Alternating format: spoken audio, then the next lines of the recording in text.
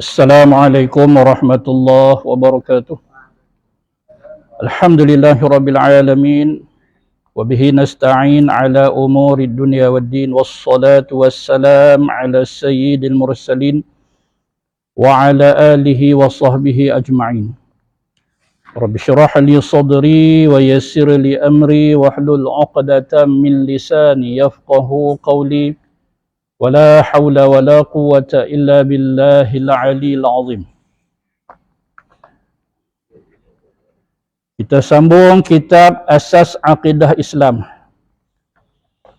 Kita dah sampai pada muka surat 261. Bab yang ke-32 yang merupakan bab yang terakhir daripada kitab ini. Jadi tajuk kita pada malam ini iaitu istighfar.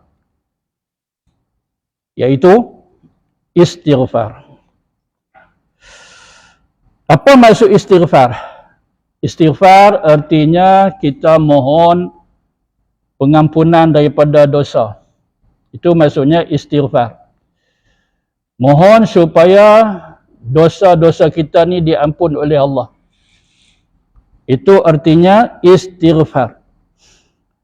Tiap-tiap manusia tidak akan terpelihara dirinya daripada melakukan sesuatu kesalahan atau dosa sama ada kecil maupun besar. Maka pengarang kitab ini kita lihat siapa dia, Ustaz Abdul Aziz Omar Ahmad. Dia nyatakan, dan serupa itu jugalah ulama-ulama yang lain, menyebut bahawasanya semua manusia tak terkecuali melakukan dosa, tak kira dosa kecil ataupun dosa besar, kecuali para nabi dan rasul. Mereka tu manusia, Allah Ta'ala pelihara mereka. Lain daripada itu, maka semuanya ada dosa kecil dan juga ada dosa besar. Apa tu kalau keluarga Nabi pun hanya dia keluarga Nabi, tetapi tidak sunyi daripada dosa kecil ataupun dosa besar. Maka kerana itulah wajib ke atas kita untuk memelihara sebaik mungkin daripada berlaku atau terjebak tak sengaja, tapi hati-hati insya-Allah Allah Ta'ala pelihara. Maka yang lebih teruk sengaja dia buat kesalahan yang terang-terang dia tahu itu salah. Maka dosa kecil contohnya seperti melihat sesuatu yang boleh menimbulkan nafsu. Maksud sini nafsu syahwat. Dia tengok sesuatu yang boleh menimbulkan nafsu syahwat dia. Tapi kalau dia tak sengaja melihat, tidaklah dosa, walaupun dosa kecil. Dia tak sengaja. Macam mana boleh tak sengaja? Berhenti dekat traffic light. Berhenti. Bolehkah kita nak langgar lampu merah? Tak boleh, kita berhenti. Bila berhenti adalah yang pakai skirt lalu depan kereta kita. Maka Nabi kata, pandangan yang pertama tak apa. Tapi pandangan yang kedua maksudnya melihat dengan sengaja. Yang tadi lalu. Rasa, hati kita rasa, selok pendek ni. Nampak bonjol ni. Macam-macam lah. Jangan balas tengok kali yang kedua. Itu dosa. Tapi Ustaz, teruk apa? Bukan dia sengaja. Lalu lintah macam tu. Dia tengok itu nama dia tertengok. Ternampak. Maka tidak berdosa. Itu contoh dia, iaitu melihat sesuatu yang boleh menimbulkan nafsu. Kalaupun tak timbulkan nafsu, fitnah juga merupakan satu kesalahan ataupun dosa. Dia kata saya duk tengok tapi tak ada nafsu apa. Jenis saya ni mana ada nafsu. Tak boleh. Kalau kata betul dia tidak menimbulkan nafsu syahwat dia, Tapi ada panggu dosa yang lain. Apa dia? Fitnah kepada orang lain. Walaupun diri dia tak terkesan apa pun. Biasa. Macam tak ada apa. Tapi boleh ke duk mohong orang? Betul ke dia macam tu? Kan? Tapi mana nak beritahu sekiranya macam tu? Maka ada dosa yang lain. Apa dia? Tadi yang kita sebut bibit-bibit fitnah. Apa lebay duk tengok. Walaupun tidak menimbulkan nafsu syahwat dia. Dan keinginan tu maksud nak. Suatu yang menimbulkan nafsu syahwat dia nak. Maka dosa dia. Tu macam mana? Jangan dilayan. Biar dah dia lalu macam tu, jangan dilayan. Tengok kali yang kedua, dia kata bukan kali yang kedua. Masih kali yang pertama. Macam mana Ustaz? Nampak ni, kadang-kadang soalan ni Ustaz mau cermat sikit. Ustaz, saya tengok perempuan tak pakai apa Ustaz. Berapa kali tengok? Sekali tengok. Ustaz tu kata tak apa, pasal sekali tengok. Jangan kali yang kedua. Mau tanya juga. Sekali tengok tu berapa minit? Dia begitu. Pasal apa? Pasal dia tak kejip mata. Tengok. Oi, kawan cakap. Dia kaji ni. Macam mana nak boleh juga benda ni dia tak jadi dosa, dia jadi halal.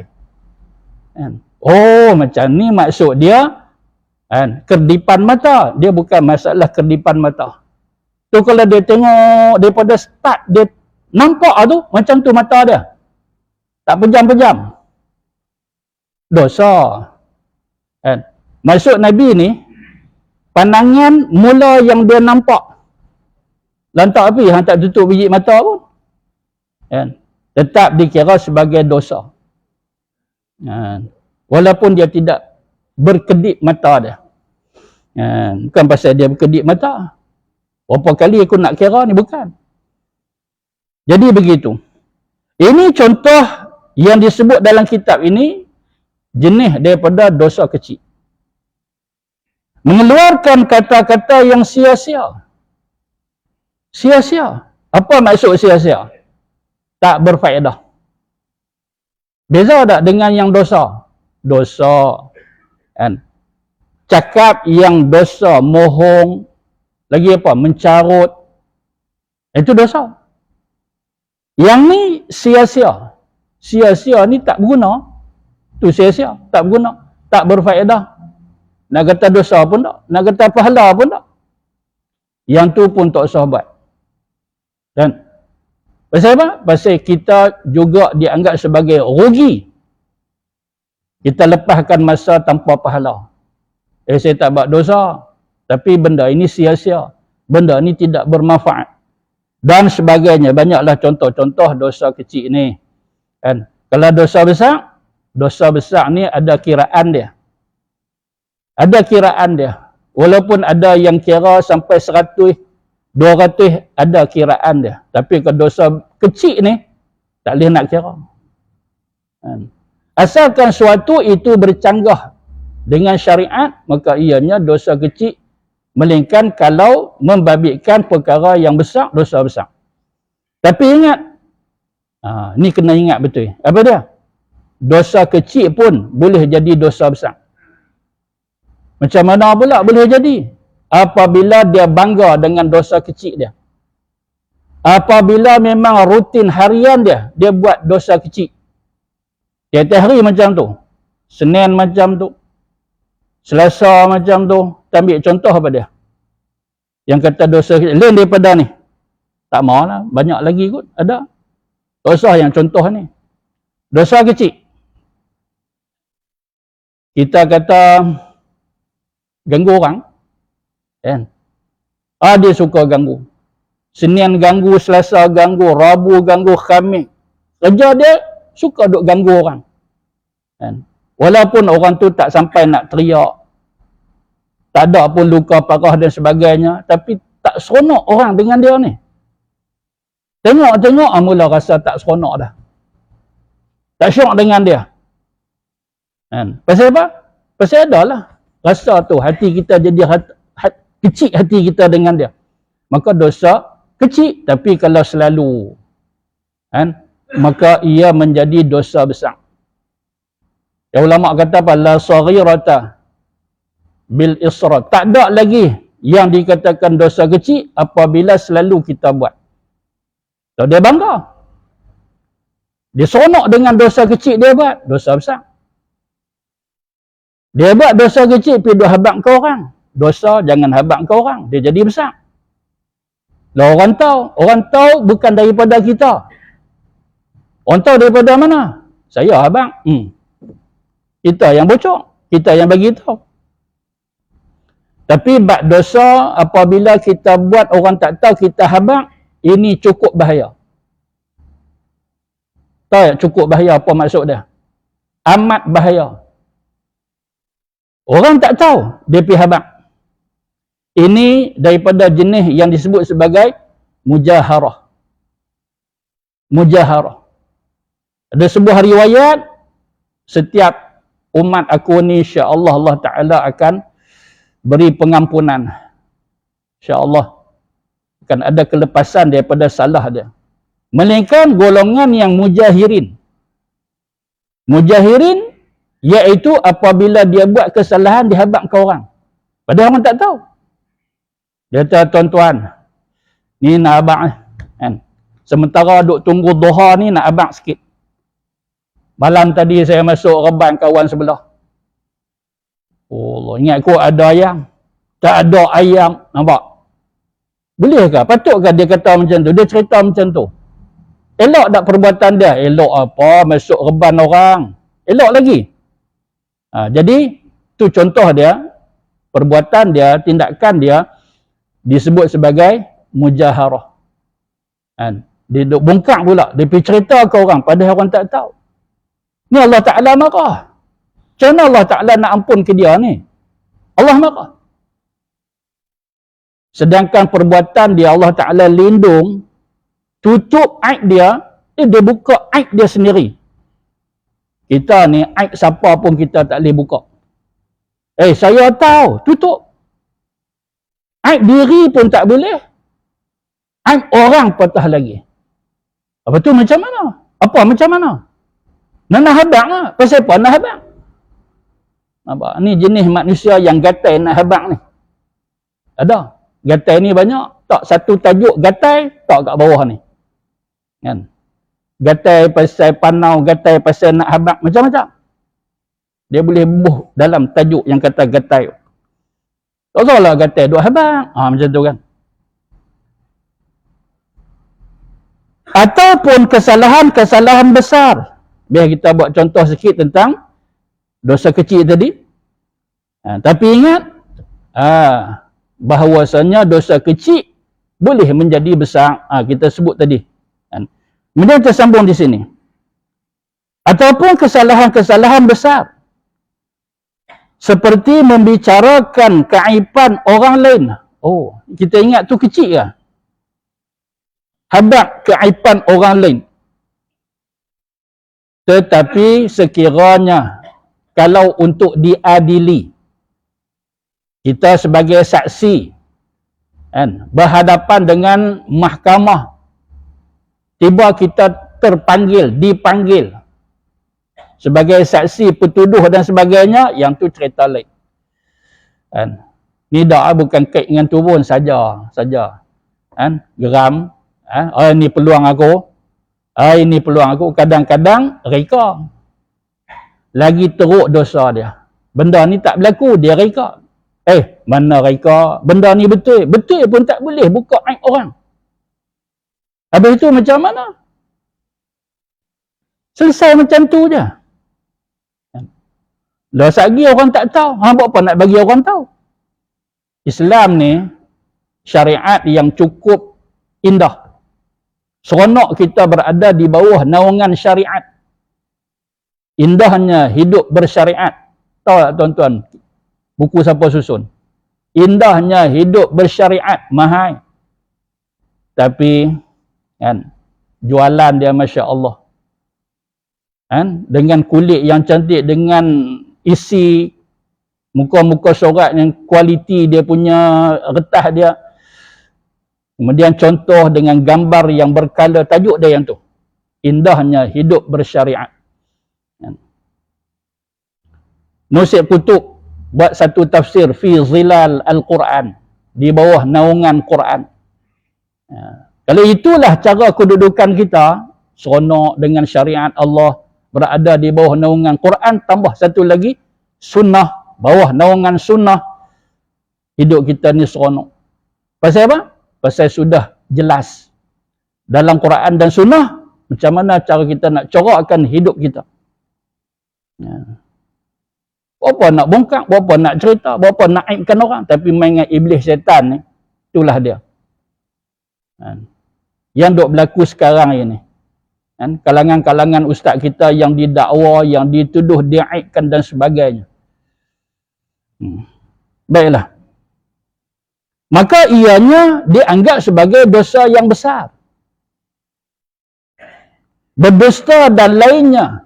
Tu kalau kau tu buat salah, tak usah kata kawan tu. Kita sendiri pun kalau kita buat salah. Nak cerita buat apa? Istighfar banyak-banyak. Solat sunat taubat. Ubah sikap. Bagi elok. Loh siapa tak tahu?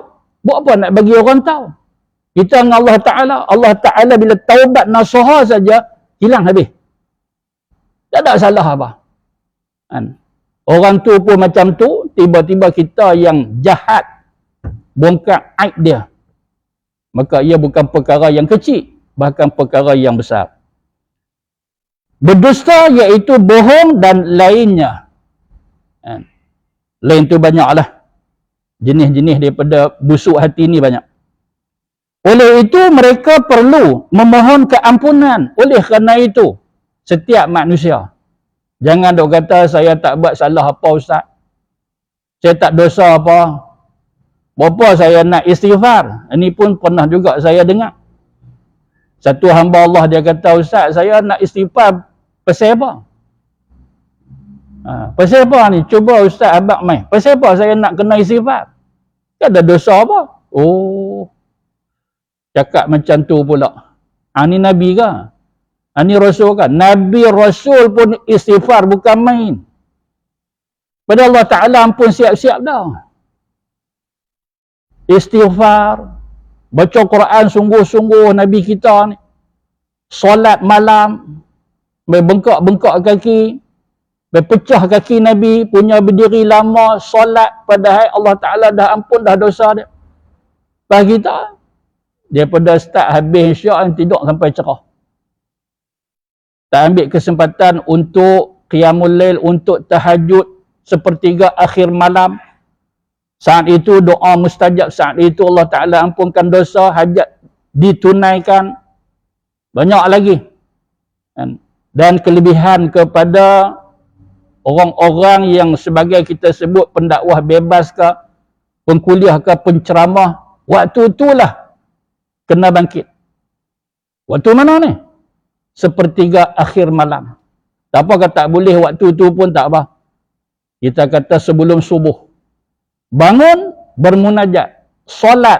Berdoa kepada Allah Ta'ala. Sebab apa? Sebab ada ayat Allah Ta'ala sebut dalam Quran. Wa aqwamu qila. Dia punya perkataan dia akan mantap. Ada satu pendakwah yang cukup terkenal. Satu soalan yang ditanya kepada dia. Ustaz, saya rasa perasaan ini juga pada diri orang lain sama. Saya peribadi, saya kagum dengan Ustaz.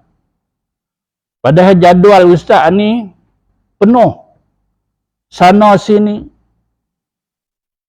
Tapi saya dengar ucapan Ustaz ni mantap. Dengan contoh, dengan pencerahan, penjelasan yang saya rasa susah nak dapat kat tempat lain. Sebab itu saya bila terlepas kuliah Ustaz, saya rasa rugi. Apa tip Ustaz? Dia kata jangan tak bangun tahajud. Sebab apa? Sebab janjian daripada Allah Ta'ala, orang-orang yang seperti saya ini. Bila jadikan tahajudnya salah satu daripada rutin harian dia. Tiap-tiap pagi itu bangkit, bermunajat, doa kepada Allah Ta'ala sekurang 2 rakaat, maka ucapan dia insya-Allah akan mantap. Keluar idea-idea yang berenah. Padahal dia tak ada persediaan. Orang yang sibuk dengan dakwah ini, kadang-kadang mana dan untuk nak merujuk. Kalau kata kuliah dalam seminggu 2-3 kali dan kan. Awak hantar bagi tahu aku awal-awal, kita telefon dah. Ustaz, ganti saya malam ni. Saya tak apa sihat ni. Loh, awak tak abang awal. Bagi tahu lah 2-3 hari. Kan. Tapi setengah orang ni Masya Allah, padat kuliah harian dia. Subuh ada, duha ada, pas zuhur ada, pas maghrib, sehari pula ada jemputan pula, lepas isyak 5 kali. Kan? Nampak tak letih, bertenaga, nampak bersemangat, mantap. Kan? Ada yang duk ikut dia ni, yang duk ikut dia, berlainan, tajuk berlainan. Ada juga setengah yang duk mengajar ni, kan? Sini tak tahu apa, dia kopi yang tu lah. Yang dia cerita dekat surau tu dia bawa kat masjid ni. Kan? Macam tu, boleh ke? Tak ada masalah. Tak ada masalah apa. Itu semuanya ilmu. Belah ni tak dengar lagi. Belah sana dengar. Kan? Tapi ada antara pendakwah kita yang cukup hebat, pergi kat mana pun, dalam satu hari, tajuk berbeza. Kan? Tengah tak payahlah, sekali dengar balik tidur. Hampir dengar sekali, tak payahlah buang masa. Benda tu juga dia akan habaq. Hampir dengar sekali. Kan? Jangan duk kata ustaz ni serupa. Sekali dia pergi, uish, kemah Kau dia ingat dia tiru yang tadi punya. Nampak tuan-tuan? Apa dia rahsia dia? Qiyamul Lail. Kan? Qiyamul Lail adalah bukan setakat kebanggaan, amalan salafus soleh. Maka orang yang seperti kita ini, dan yang kita sebut selain daripada anbiya dan mursalin, melakukan dosa tidak besar pun kecil, maka kenalah istighfar banyak-banyak. Dan beristighfar kepada Allah Ta'ala dan membanyakkan amalan-amalan baik, supaya mengimbangi amalan-amalan jahat yang dikerjakan. Kita sebut dulu yang dikatakan istighfar. Satu soalan yang ditanya kepada Imam Al-Auza'i. Imam Al-Auza'i, dia dulu daripada imam-imam 4 mazhab. Dan memang ketika itu ramai kalangan umat manusia orang Islam yang kita kata ini berfahaman dengan fahaman Auza'i, sehingga dikatakan itulah mazhab yang mula. Dan setengah ulama kata itu mazhab yang mula sekali, tetapi tidak ada penerusan kepada mazhab dia. Dan sebab itu bukan 4 saja, bahkan lebih daripada 4. Hanya yang Allah Ta'ala takdirkan sehingga ke saat ini 4 mazhab. Padahal waktu itu lebih. Mazhab Auza'i tak bunyi dah lepas pada tu. Mazhab Thawri tak bunyi dah lepas pada tu. Yang ada sampai sekarang ini Hanafi, Maliki, Syafi'i, Hambali. Baik. Bila ditanya kepada dia, wahai imam, Nabi lepas daripada memberi salam, daripada solat Nabi, Nabi beristighfar 3 kali. Bagaimana lafaznya? Maka dia kata, lafaz itu astaghfirullah. Itu lafaz. Kan? Istighfar lepas daripada solat. Astaghfirullah salasan. 3 kali. Maka yang kita bawa, ada setengah yang bawa panjang, itu tidak ada masalah. Bacalah. Tapi kita kata ni sekurang-kurang maka istighfarnya astaghfirullah dan tidak ada kurang daripada itu. Tak boleh kurang. Astaghfir, astaghfir, astaghfir. Kalimah Allah tak bunyi. Atau dah kita ambil lah kalimah Allah, Allah, Allah, Allah. Itu zikir apa tu? Jadi istighfar astaghfirullah ulang 3 kali. Jadi ini yang kita sebut, hendaklah seseorang itu beristighfar kepada Allah. Mungkin ada orang tertanya-tanya. Pasal orang tak sama. Ada orang nak tanya. Ada orang tak mau tanya. Main mengajak sudah, kami dengar balik. Demi nak tanya, tidak sekali-kali. Tentulah pula jenis manusia. Tapi ada setengah orang nak tanya, tapi tak keluar. Ada juga. Dia nak tanya. Tanya, tak mau. Aku nak tanya. Tanya, tak mau. Ini pun serabut juga. Tak apa. Yang penting nak mengaji. Kan? Jangan tak mau mengaji sudah. Tapi bertanya itu bukan jatuh maruah. Ada setengah duk faham macam tu. Tak payah lagi orang kata bodoh. Kita nak mengaji. Kan? Maka kalau ada masalah yang kita tak jelas, tanya. Allah Ta'ala pun sebut dalam Quran. Fas'alu ahla zikri in kuntum la ta'lamun. As-su'al nisful ilmi. Bertanya itu sebahagian daripada ilmu. Sebahagian lagi hampirlah mengaji. Sebahagian lagi duduk kat mana? Tanya.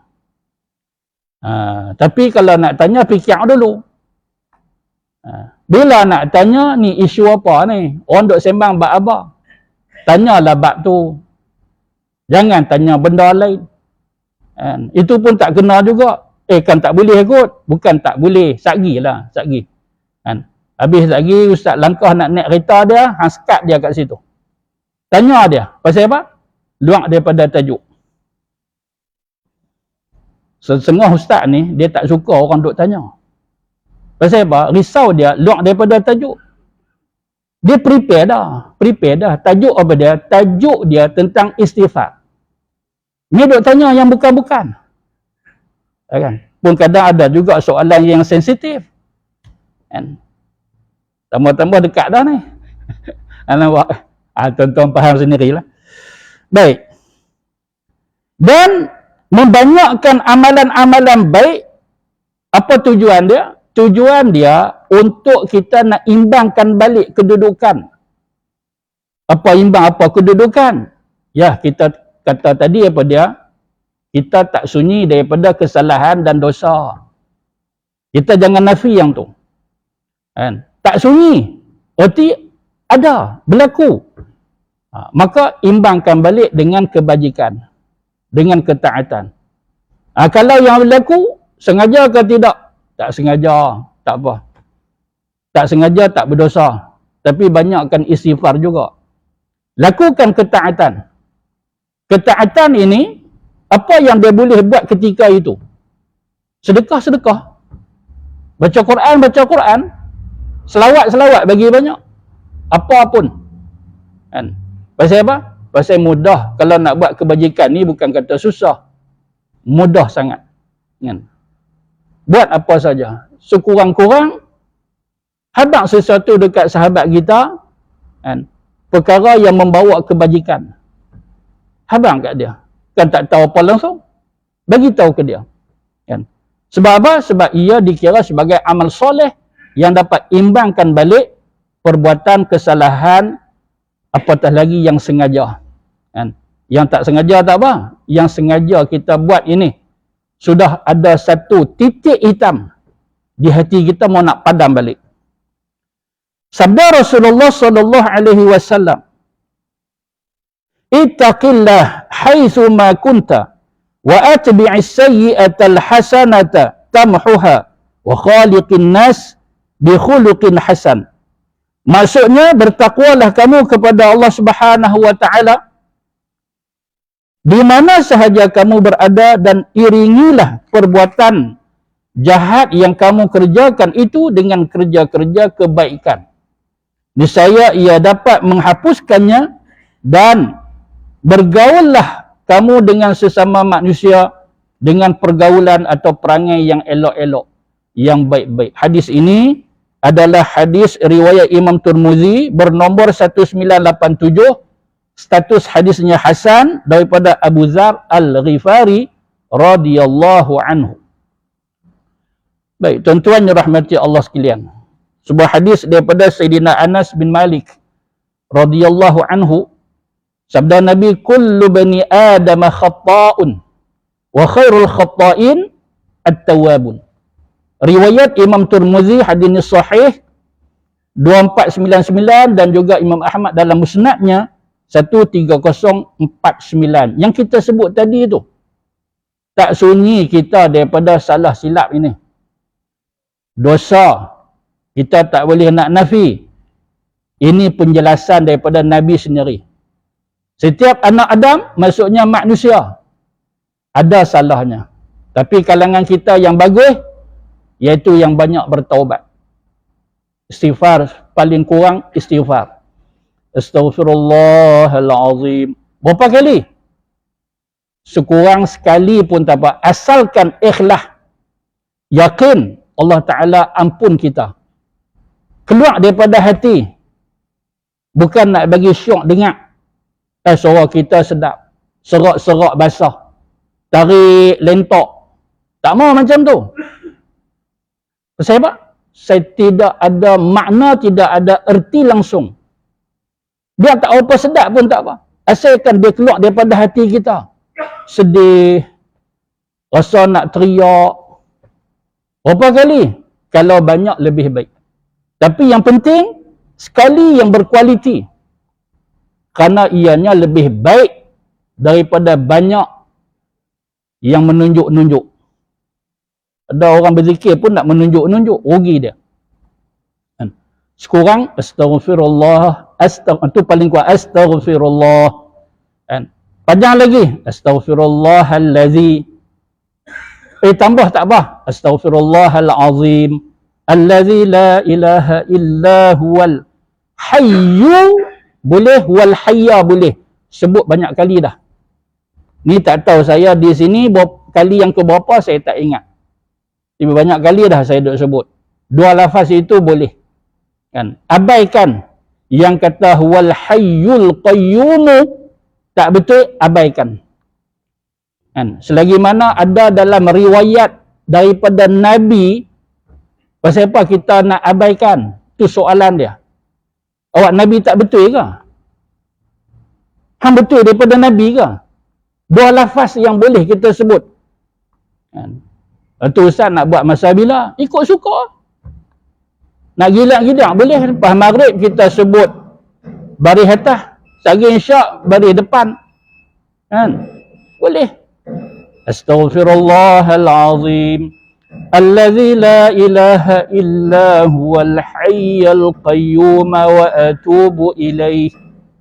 Atau huwal hayyul qayyum wa atubu ilaih. Lafaznya biar jelas. Kan? Cuma hati-hati jangan silap berhenti. Itu pun kita pernah sebut dah dulu. Illahu. Dia berhenti kat situ. Mana boleh? Ayat tu rosak. Astaghfirullahalazim, allazi la ilaha illa. Berhenti kat illa. Itu salah. Illahu tak apa lah. Berhenti kat illa. Illa, kecuali. Tergantung ayat tu. Kan? Lajak sikit lah. Illahu. Astaghfirullahalazim, allazi la ilaha illa. Berhenti kat situ. Biasa terdengar. Lajak sikit lah. Illahu. Ambil balik tak apa. Huwal hayyul qayyum. Berhenti tak apa kat situ. Wa atubu ilaih. InsyaAllah kita berhenti dulu. Kita bagi laluan kepada azan.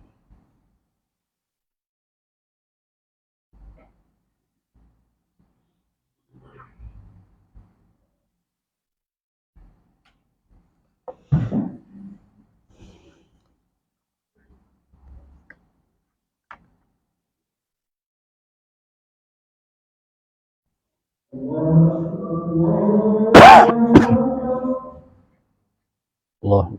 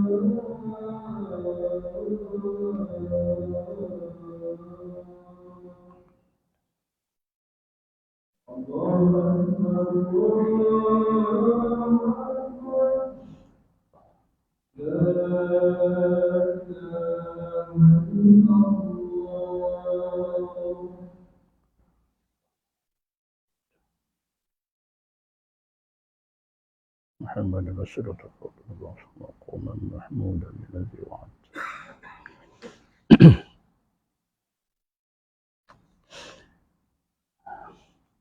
Antara dosa yang selalu dilakukan, tak kira kan, orang masjid ke, orang surau, orang yang mengaji ke, yang ni tak tahulah pasal apa lah seronok sangat nak buat. Apa dia? Mengumpat. Kan? Dia kata ni bukan mengumpat. Ni betul. Kan? Betul lah mengumpat, tak betul itu fitnah. Mau belajarlah definisi tu. Kita dah tahu dah apa hukuman orang yang mengumpat ini. Dan Quran Allah Ta'ala kata, dia seperti memakan daging saudaranya yang mati. Di segi apa? Di segi dosa dia. Kawan mati, tiba-tiba main duk ratah makan. Orang buka kain tengok je. Lagi pula tak perlu, tidak ada keperluan nak tengok. Kan? Kalau jenis mulut jahat tak usah duk tengok. Kan? Kita tahu kan, oh ia ni orang mulut tak elok. Jaga kain tu, jaga kain. Oh, dia gaduh nak tengok. Pasal pergi mulut, dia kata tu dia mata terbeliak, tu dia mulut tenganga. Bodoh dia pun tak ikat dagu. Nampak kan? Lebih baik tak usah dah tengok. Kan? Kematian juga adalah ujian. Bukan kata hidup saja ujian. Nak tengok ni, macam mana orang yang hidup bila lihat kematian. Mulut bagus ke mulut capui? Kan? Yang ni mengumpat orang yang dah mati, lagilah berat. Mengumpat orang yang hidup pun, bila masa nak jumpa dia, kalau tak jumpa dah lah. Kan? Tak tahu dia kat mana. Dahsyat ni yang kata mengumpat ni. Yang kata mengumpat lebih dahsyat daripada berzina. Berzina, dengar kata zina, jijik lah, kotor lah, apalah. Teruk lah. Amang seks. Dulu tak bunyi yang tu. Kan? Mai ayat barulah ni tu. Kan? Apalah. Padahal perbuatan dia tu apa dia? Berkaitan dengan seks. Syahwat, nafsu syahwat. Kan? Sedangkan mengumpat ini lebih dahsyat. Lebih dahsyat kok mana? Lebih dahsyat pasal apa? Pasal waktu yang sama dia boleh mengumpat ramai orang. Tapi kalau berzina, boleh nak ramai orang. Kan? Maka hakim tanya dia, kamu betul berzina? Ya. Kan? Pukul 3 petang tu berapa orang? 1000 orang. Tu dia. Macam mana hang buat? Saya pun tak tahu. Dengan hakim pun pening kepala. Kan? Jadi kalau mengumpat boleh tak? Pasal apa tak boleh? Sekampung boleh. Kan? Satu negeri boleh. Hati-hati. Kan? Dosa, hukuman, siksaan, azab kepada orang yang mengumpat tanpa taubat, perit di sisi Allah Ta'ala nanti. Dan kubur lagi di padang mahsyar sehingga kepada neraka. Tu macam mana Ustaz, kawan saya halang dia. Halang dia. Tapi kalau jenis tak boleh nak halang, tak usah buat kawan. Kan? Mufarakah terus dengan dia. Ingat mufarakah semayang saja kan? Persahabatan pun boleh. Kan? Pasal apa? Pasal lagi kita jadi subhat. Maka ni satu hadis kelebihan menghalang kawan kita daripada mengumpat. Iaitu sebuah hadis daripada Asma binti Yazid radhiyallahu anha. Sabda Nabi, man zabba an lahmi akhihi bil ghibati kana haqqan 'ala Allah an yu'tiqahu minan nar. Besar kelebihan dia. Apa artinya? Barang siapa yang mempertahankan daging saudaranya daripada diumpat. Apa daging ni? Kita dah sebut dah tadi. Kan? Teruknya. Betapa dosanya orang yang mengumpat ibarat makan daging saudara dia.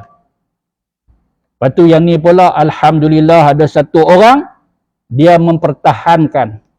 Macam mana? Ni apa ni yang sebut hai orang ni? Larang dia. Tegah dia. Kan? Kata kalau macam ni kita putih sahabat, jangan lah. Apa tu hang duk kata bab orang ni pasal apa?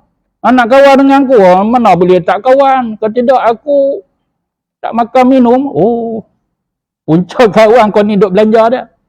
Kan? Matilah aku hang tak kawan dengan aku. Kalau macam tu, hari ni juga, waktu ni juga berhenti. Jangan duk mengumpat orang. Halang perbuatan kan, yang dikaitkan dengan mengumpat. Tak kiralah sama ada dengan lidah ke, dengan tulisan ke, ni mengumpat dengan tulisan pun boleh. Jangan duk kata macam mana. Ni kita ada handset. Tekan-tekan nombor. Kita ada Facebook. Apa kelebihan dia, apa ganjaran orang yang halang seseorang daripada mengumpat, adalah menjadi tanggungjawab Allah Ta'ala untuk membebaskannya daripada api neraka. Mau masuk api neraka? Oh, tak maulah. Aku nak lepas daripada api neraka lah. Aku mengaji hari itu seram. Apinya berganda-ganda. Kalau macam tu ni, satu tugas aku bagi ke hang. Kan? Dengar kata orang nak mengumpat, halang mereka. Kan? Dan hadis ini adalah hadis Hasan. Ibn Hajar Asqalani disebut dalam kitab Mishkatul Masabih pada jilid yang keempat halaman 429, dia kata sanadnya adalah hasan. Maka boleh kita nak beramal, insya-Allah. Jangan kata rugi, bahkan ganjaran besar menanti kita. Allah selamatkan kita daripada api neraka. Tuan-tuan yang dirahmati Allah sekalian, ada satu kisah yang masyhur. Ada dalam yang kita kata Facebook. Yang kendali Facebook itu bukan orang yang biasa-biasa. Ada kita lihat hari itu, profesor, doktor daripada sebuah universiti. Dan pernah juga kita dengar kisah itu daripada penceramah yang tersohor. Undang dia pada satu masjid, dia selit juga cerita tu. Ceritanya berkaitan dengan kelebihan istighfar. Ni masih lagi dalam tajuk kita. Kata Ustaz, duk keluar tajuk. Keluar tajuk apa? Ini tentang satu kisah tentang istighfar. Baik. Jadi cerita ini kan, mau kita dengar sampai ke habis. Lah ni kita bimbang ni. Kan? Kita bimbang apa dia? Ceramah kita ni, kuliah kita kadang dia potong, padahal kita ada penjelasan lepas pada tu. Kan? Kita nak habaq satgi ni, kedudukan tu. Macam ada satu video lah, ada satu video tadi hantar kat saya. Ustaz, apa pendapat Ustaz? Kan? Satu ustaz yang hebat, datuk, kan? Dia dapat datuk, hebat, terkenal, sebut saja nama dia. Kan? Melainkan kalau budak-budak tahu apa, budak-budak kan. Besar-besar kita ni insya-Allah kenal apa tak kenal, aku kenal dulu pada hang apa. Kan? Dia ambil potongan sahaja. Saya kata dapatkan video saya dengar sampai habis. Kan? Ustaz tu kata apa dia? Datuk tu kata apa? Datuk tu kata kan, jangan buat tarawih 20. Jangan buat. Kan? Sebab apa? Bid'ah dalalah masuk neraka. Kan? Saya pun jadi terkejut. Sebab apa? Sebab ucapan dia kan, di lain siaran, dia kata pasal apa? Nak buat 8. Nampak? Jadi dapat video yang macam tu, tak mau. Kita tak mau. Kan? Akhirnya kita nak memburuk sangka. Tu mujur dapat kat saya. Saya kata dengar sampai habis. Saya dengar kolej macam mana pula yang ni. Sekerak ni. Tu kalau dapat dekat musuh dia macam mana? Kan? Dapat dengan orang yang setuju dengan kenyataan dia tu macam mana? Tuan-tuan yang dirahmati Allah sekalian. Maka sebuah kisah di mana Imam Ahmad bin Hanbal radhiyallahu anhu tiba-tiba saja hati dia teringin untuk nak bermusafir, dan tempat yang dia teringin nak pergi iaitu di Baghdad, sebuah negeri dalam negara Iraq. Teringin sangat. Siapa kat situ? Kan? Pun nak pergi kat tempat lain, Qahirah ke, pergi kat Damsyik ke, mana-mana lah. Ya? Tapi hati dia duk nak pergi ke situ juga. Akhirnya sampai. Bila sampai di kota Baghdad, letihlah kawan musafir jauh. Kita pun kadang jauh ni letih. Tapi tak berapa letih lah kita lah ni. Kan? Kenderaan kita alhamdulillah selesa. Kan? Jalan tar, dulu mana ada tar. Naik apa? Welfare kah dulu? Imam Ahmad bin Hanbal naik Lamborghini kah? Tak ada. Jet pribadi kah? Tak ada. Kan? Naik belakang kuda, unta kah?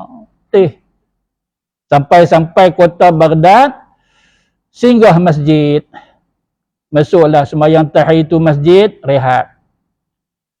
Tiba-tiba datang tok siak. Ni bahasa kita lah kita sebut. Kan? Mai tok siak. Halau dia keluar. Orang tua. Ni masjid rumah Allah, nak sembahyang hang duk rehat sini mana boleh. Tak tahu kata kawan ni Imam Ahmad bin Hanbal. Dan dia pun tak perkenalkan diri. Oh minta maaf nah. Tak apalah. Saya beredak.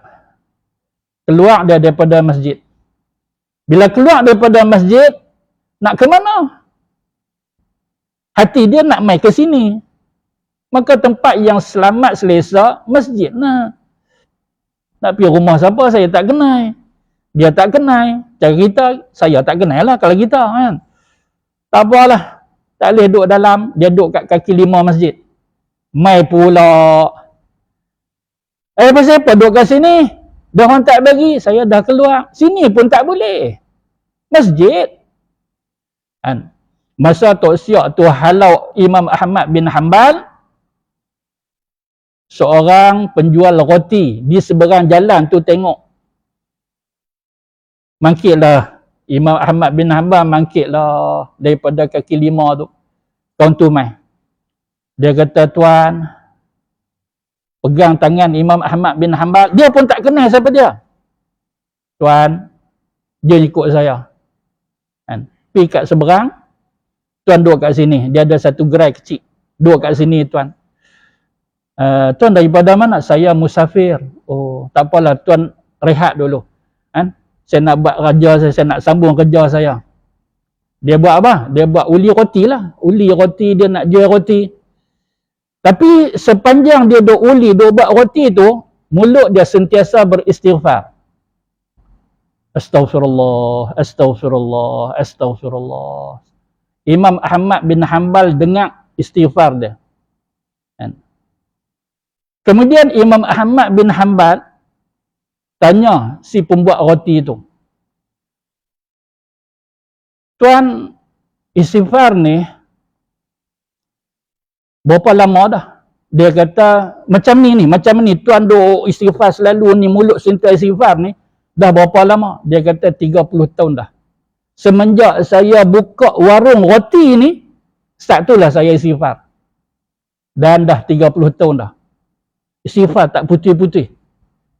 Imam Ahmad bin Hanbal tanya pula. Kan? Padahal dia tahu betapa kelebihan istighfar. Banyak kelebihan dia. Tak apalah. Nak tanya, kawan ni kok ada yang lain daripada apa yang dia tahu. Tuan-tuan istighfar banyak ni, sampai 30 tahun ni, apa yang tuan dah dapat? Dia kata semua dah dapat kecuali satu. Doa saya mustajab semua. Rasa nak apa? Dapat. Berkat saya istighfar. Kecuali satu. Maka Imam Ahmad bin Hanbal tanya dia, tuan, yang satu tu, apa dia tuan? Yang tak dapat lagi tu. Duk istighfar sampai 30 tahun tak dapat lagi tu. Dia kata, satu lagi. Hajat dia tak tertunai. Iaitu untuk melihat Imam Ahmad bin Hanbal. Pada depan dia dah. Sayyidina bila kata macam tu, terkejut. Imam Ahmad bin Hanbal, pasal tu hati dia tergerak sangat. Tak nampak tempat lain. Habang ke anak murid apa semua, apa bertenanglah. Saya nak bermusafir sat. Atau dia tugaskan siapa-siapa teruskan pengajian dia. Hati ni tak apa sedap selagi dia tak pergi ke Baghdad. Rupanya ni panggilan ni. Allah Ta'ala nak tunaikan juga. Tapi itulah kita ambil pengajaran apa dia. Doa ke, istighfar, kelebihan dia banyak tu, ataupun doa itu sendiri, kita jangan berputus asa. Terutama doa lah. Ni doa minta-minta nak jadi terus. Ini antara sebab doa tertolak. Dia kejar Allah Ta'ala. Dia paksa Allah Ta'ala. Minta-minta tu, dandan dia nak hari ni juga. Mana boleh macam tu? Kadang kita akan dapat 10 tahun lagi. 15 tahun lagi. Supaya juga dengan istighfar ni. Sampai 30 tahun istighfar. Satu lagi tak tertunai. Untuk melihat Imam Ahmad bin Hanbal. Imam Ahmad kata apa? Allahu Akbar. Dia kata, akulah Ahmad bin Hanbal. Akulah. Ni aku duduk sekarang ni depan kamu. Akulah. Individu yang nama dia Ahmad bin Hanbal. Jadi tuan-tuan yang dirahmati Allah sekalian. Maka saya sebut tadi apa dia? Kisah ini cukup masyhur. Sampai kita tak perlu nak tengok balik. Hafal dah. Dengar orang ni kata macam ni, pernah duk baca kat sekian tempat. Maka kedudukan riwayat ini macam mana? Setengah orang dia tak ambil kisah. Apatah lagi yang habaq kat dia syekh. Apatah lagi yang habaq kisah ini tuan guru. Apatah lagi yang habaq kepada dia sendirilah ayat tuan-tuan. Kan? Tak larat kita nak sambung yang tu. Idola dia ke apa ke? Dia kata betul sungguh. Jenis duk tak asuh kat kawan tu. Kan? Tapi kenyataannya bagaimana? Maka ada fatwa berkaitan dengan kisah ini.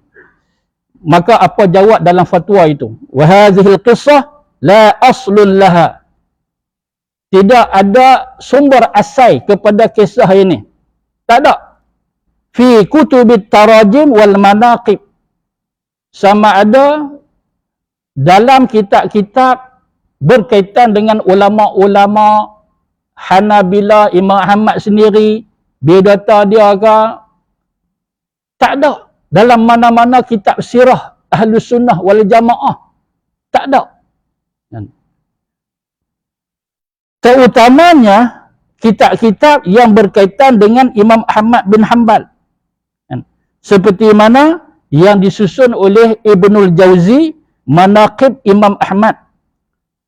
Ataupun ada kitab-kitab yang lain, Imam Az-Zahabi, A'lamun Nubala, atau Tarikh Baghdad, atau Tabaqat Hanabilah, ataupun kitab Ibnu Katsir, Al-Bidayah wan Nihayah.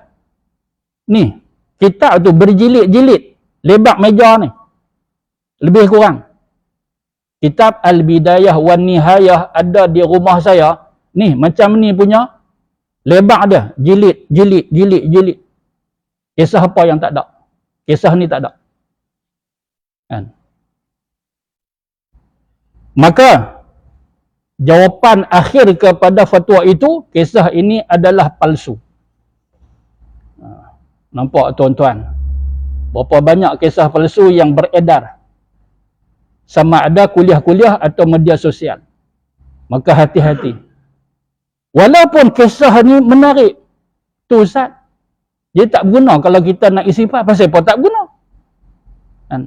Boleh ambil iktibar dan pengajaran. Kisahnya tak benar. Lebih baik kisah itu jangan dikisahkan. Kecuali macam apa yang kita buat. Abang kisah itu, kemudian abang. Kan?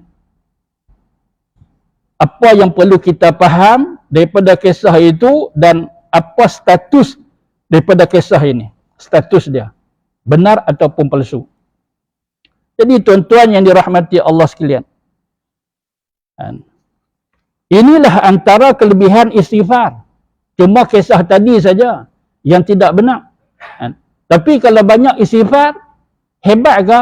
Memang hebat. Ini satu lagi. Kelebihan istighfar ini daripada Aisyah radhiyallahu anha. Aisyah berkata, maka perkataan tu daripada dia, bukan daripada Nabi. Ada setengah an Aisyah qala Rasulullah. Tapi ini tak daripada diri dia sendiri. Aisyah sendiri yang sebut.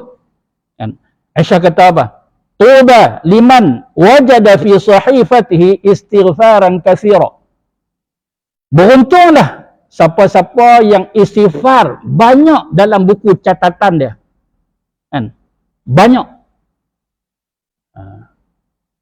Untung kok mana? Kat dunia, rezeki dia dimurahkan. Hidup dia selamat. Sentiasa insya-Allah Allah Ta'ala pelihara dia. Istighfar banyak ni. Lepas tu akhirat tu saudara kata lah. Nanti bila buka buku catatan amalan dia, tengok-tengok Masya Allah.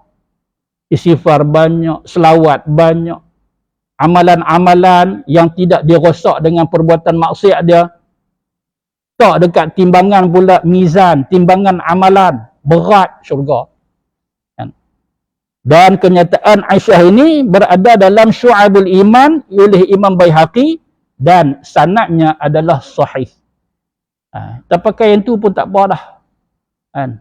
Apa kelebihan dia? Kelebihan dia seronoklah akhirat besok. Kalau dunia ni tengoklah. Kalau Allah Ta'ala nak uji, kita terimalah dengan penuh kesabaran. Sebab apa? Sebab orang baik, lagi berat ujian dia. Itu kita kena sedar dan faham. Jangan dok kata ditimpa malang, bencana sebagai ni tanda Allah Ta'ala kutuk tak. Jangan kata begitu secara umum, bahkan ada orang tertentu sahaja. Kalau kita saksikan dia ni baik, tapi satu ujian berat kepada dia, maka kita faham. Nabi sendiri yang baik pun diuji dengan ujian yang berat. Apatah lagi kita. Jadi tuan-tuan yang dirahmati Allah sekalian, saya rasa setakat itu sahaja perkongsian kita, nanti kita sambung. Iaitu muka surat 262